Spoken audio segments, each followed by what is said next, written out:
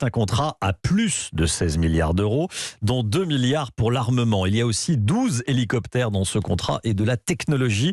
C'est une victoire pour Dassault Aviation. Maude Descamps, bonjour. Bonjour. Maude Descamps du service économie d'Europe 1. Les retombées économiques vont être très importantes pour la France. Oui, ce sont des milliers d'emplois qu'il va falloir créer, surtout au cabinet de Florence Parly, la ministre des Armées, pour fabriquer et livrer 80 Rafales aux Émirats Arabes Unis entre 2027 et 2031. Une commande d'environ 17 milliards d'euros, donc 14 pour les Rafales, 2 milliards pour leur armement et 1 milliard pour 12 hélicoptères de combat. Voilà de quoi donner de la visibilité à la filière aéronautique pour les 10 prochaines années, se félicite-t-on au ministère des Armées. Il faut bien se rendre compte que c'est le contrat le plus important jamais signé par cette filière.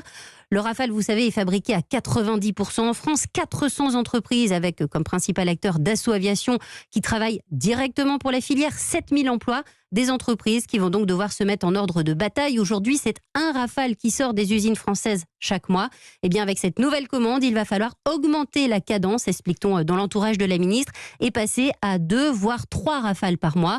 Des avions qui seront dotés d'une technologie de très haute qualité qui permet notamment aux Rafales de communiquer entre eux sans passer par la voix des pilotes. C'est ce qu'on appelle le combat connecté. Merci beaucoup Maude.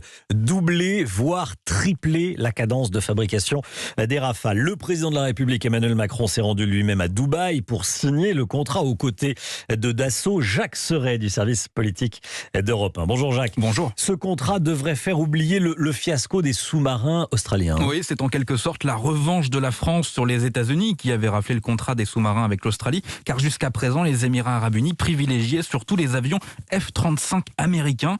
Une revanche également pour Emmanuel Macron qui, avec cette vente historique, on peut le dire, lave son honneur sur la scène internationale. Oubliez le fiasco des sous-marins, cette annonce tombe à point nommé pour le chef de l'État, un mois avant la présidence française du Conseil de l'Union européenne, où Emmanuel Macron justement veut convaincre nos voisins du projet d'Europe de la défense. Cette commande ferme et non pas une simple promesse d'achat va contribuer à renforcer l'attractivité de notre industrie militaire auprès des membres de l'Union.